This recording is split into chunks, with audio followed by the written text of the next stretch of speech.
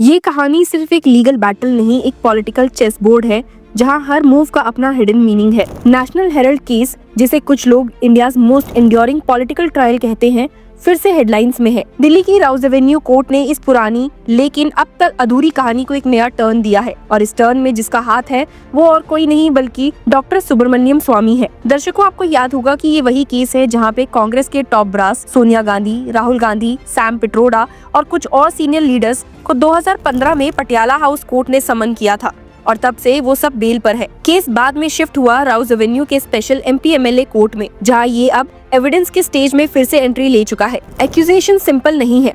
Doctor स्वामी का कहना है कि कांग्रेस ने एसोसिएटेड जर्नल्स लिमिटेड को 90 करोड़ का लोन दिया था, लेकिन बाद में एक नई एंटिटी यंग इंडियन के थ्रू AGL की शेयर्स और एसेट्स एक्वायर कर लिए गए, वो भी सिर्फ 50 लाख के एक्सचेंज में। स्वामी ने कोर्ट में कहा था, this is nothing but a calculated act of criminal miss appropriation and conspiracy. अब इस केस में एक बड़ा ट्विस्ट देखने को मिला है, और हो सकता है कि कांग्रेस के इन टॉप लीडर्स को जेल का रास्ता देखना पड़ जाए। ऐसा लगता है कि जैसे 2014 के पॉलिटिकल बैटल ग्राउंड की गूंज अब 2025 में भी फिर से कोर्टरूम के कॉरिडोर्स में सुनाई दे रही है। तो चलिए जानते हैं कि डॉक्टर सुब्रमण्यम स्वामी के इस मूव पर केस का रुख कैसे बदल गया है, और क्या बड़ा ऑर्डर दिल्ली हाई कोर्ट ने पास किया है। इसी के साथ अगर आप कभी सोचे कि हम कैसे लेकर आते हैं आपके लिए ये लीगल अपडेट्स, तो इसके लिए भी प्राइम मेंबर्स के लिए है हमारे पास एक special sneak peek behind the scenes of law chakra. Brainstorming session से लेकर ब्लूपर्स तक सब कुछ। बनिए लॉ चक्रा के प्राइम मेंबर और अनलॉक कीजिए full potential of legal knowledge. अभी ज्वाइन कीजिए। दर्शकों, दिल्ली हाई कोर्ट की तरफ से दी गई केस पर स्टे की पीरियड अब एक्सटेंड नहीं हुई है, और केस अब वापस एविडेंस स्टेज पर लौट आया है। मतलब सोनिया गांधी और राहुल गांधी के खिलाफ सुब्रमण्यम स्वामी का ये क्रुसेड अब फिर से कोर्ट के अंदर जिंदा हो गया है। Additional chief judicial magistrate Neha Mittal की कोर्ट में जब डॉक्टर स्वामी के लॉयर ने कहा, we wish to withdraw the petition from Delhi high court, तो कोर्टरूम के अंदर एक मोमेंट के लिए साइलेंस छा गया, क्योंकि सबको मालूम था कि इसका मतलब क्या है, कि डॉक्टर स्वामी अब डायरेक्टली एविडेंस फेस चाहते हैं। राउज एवेन्यू कोर्ट ने तुरंत अगला डेट फिक्स कर दिया, 29 नवंबर का, जब इस हाई प्रोफाइल केस का अगला चैप्टर हियरिंग के लिए होगा। आपको बता दूं कि अब ED भी काफी एक्टिव है। इन्फोर्समेंट डायरेक्टरेट ने अपना प्रोसिक्यूशन कंप्लेंट फाइल कर दिया है, जो टेक्निकली चार्जशीट होता है against Sonia Gandhi, Rahul Gandhi, Sam Pitroda, Suman Dubey, Sunil Bhandari, Young Indian and Dotex Merchandise Private Limited. ये केस अब ड्यूल ट्रैक पे चल रहा है। एक तरफ डॉक्टर स्वामी का प्राइवेट कंप्लेंट और दूसरी तरफ ED का मनी लॉन्ड्रिंग प्रॉब। ED के ASG SV राजू ने कोर्ट में कहा था, Congress donors were misled, some were even promised tickets. AGL was originally the publisher of National Herald and Young Indian merely became the controlling entity under the guise of clearing debt. लेकिन defence की तरफ से बात अलग है। Senior advocate RS Cheema, जो राहुल गांधी के behalf पर अपेयर हुए, उन्होंने कहा, there was no malified intent. The Congress party was only trying to preserve AGL as part of its legacy from the freedom movement. उन्होंने ED पर यह भी इल्जाम लगाया कि उन्होंने AGL का मेमोरेंडम ऑफ एसोसिएशन इग्नोर कर दिया, जिसमें क्लियरली लिखा है कि कंपनी का विजन कांग्रेस के आइडियोलॉजी के साथ अलाइंड है। सोनिया गांधी के काउंसिल अभिषेक मनु सिंघवी ने ED की अप्रोच को सरप्राइजिंग एंड अनएक्सपेक्टेड बताया, ये कहकर that young Indian was merely a vehicle to clear AGL's historical debt, not a tool for personal gain. Singhvi ने ये भी कहा, the case has been revived years later only on the basis of a personal vendetta and political motivation. Court ने last month confirm किया था कि ED का ECIR यानी कि इन्फोर्समेंट केस इन्फॉर्मेशन रिपोर्ट और स्वामी की 2014 की कंप्लेंट सब प्रपोज्ड एक्यूज को मिल चुकी है। जज ने बोला था, for the purpose of transparency the court is adopting this modality. इसका मतलब ये था कि अब हर एक्यूज को डॉक्यूमेंट्स मिल गए हैं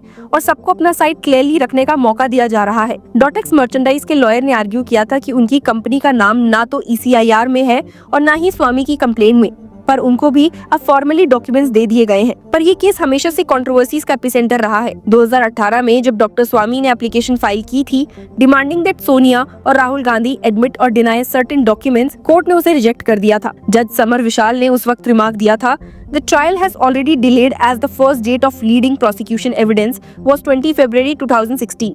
Until now, the evidence has not been started. Court ने डॉक्टर स्वामी को डायरेक्शन दिया था, the complainant shall get himself examined as the first witness and lay the foundation of this case. उस टाइम भी एक बात क्लियर थी कि केस लगातार डिले हो रहा था और जुडिशरी चाह रही थी कि फाइनली इस मैटर का कंक्लूजन आए। 2014 से लेकर अब तक ये केस लीगल और पॉलिटिकल दोनों फ्रंट पर एक सिंबल बन गया है। एक तरफ बीजेपी लीडर सुब्रमण्यम स्वामी का रिलेंटलेस परस्यूट और दूसरी तरफ कांग्रेस के टॉप लीडरशिप का डिफेंस, जिसमें वो अपनी पॉलिटिकल लेगेसी और लीगल इनोसेंस दोनों को बचाने की कोशिश कर रहे हैं। डॉक्टर स्वामी का एक्यूजेशन है कि गांधीज ने यंग इंडियन के थ्रू एजेल का कंट्रोल लेकर 90 करोड़ का लोन रिकवर करने का राइट अपने हाथ में ले लिया। बेसिकली एक massive corporate political takeover. Congress इसका जवाब ये कहकर देती है कि यंग इंडियन एक नॉन प्रॉफिट कंपनी है जिसका मकसद एजेल के डेथ्स को क्लियर करना और लेगेसी को कंटिन्यू करना था। पर कोर्टरूम के बाहर भी ये केस अब पॉलिटिकल स्टेटमेंट्स का टूल बन गया है। दिल्ली के former chief minister Arvind Kejriwal ने क्लियरली कहा था, the National Herald case is an open and shut case, but no big leader of the Congress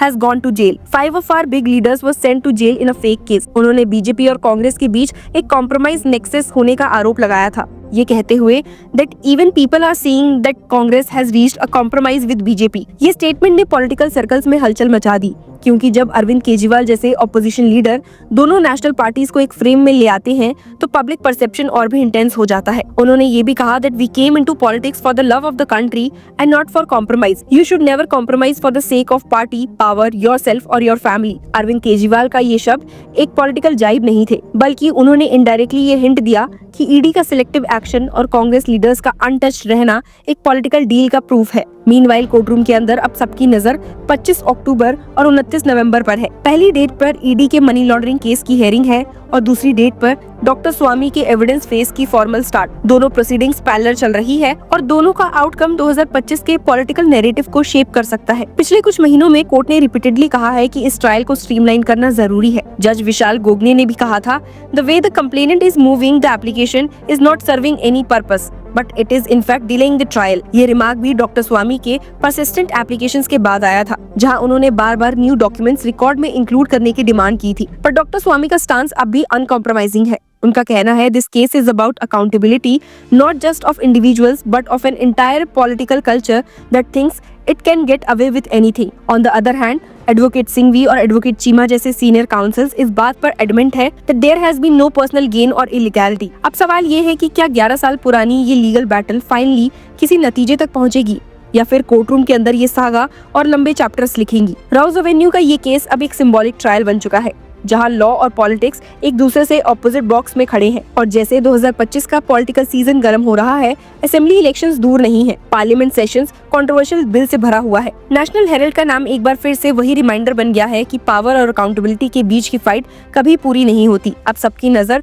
29 नवंबर पर है, जब डॉक्टर स्वामी फाइनली अपने एविडेंस के साथ विटनेस बॉक्स में खड़े होंगे और कोर्टरूम में एक बार फिर वो आइकॉनिक लाइन गूंज सकती है, that let the truth of National Herald finally be heard। आपका इस केस की अपडेट्स पर क्या ख्याल है, हमें कमेंट्स में जरूर बताइए एंड कीप फॉलोइंग अस।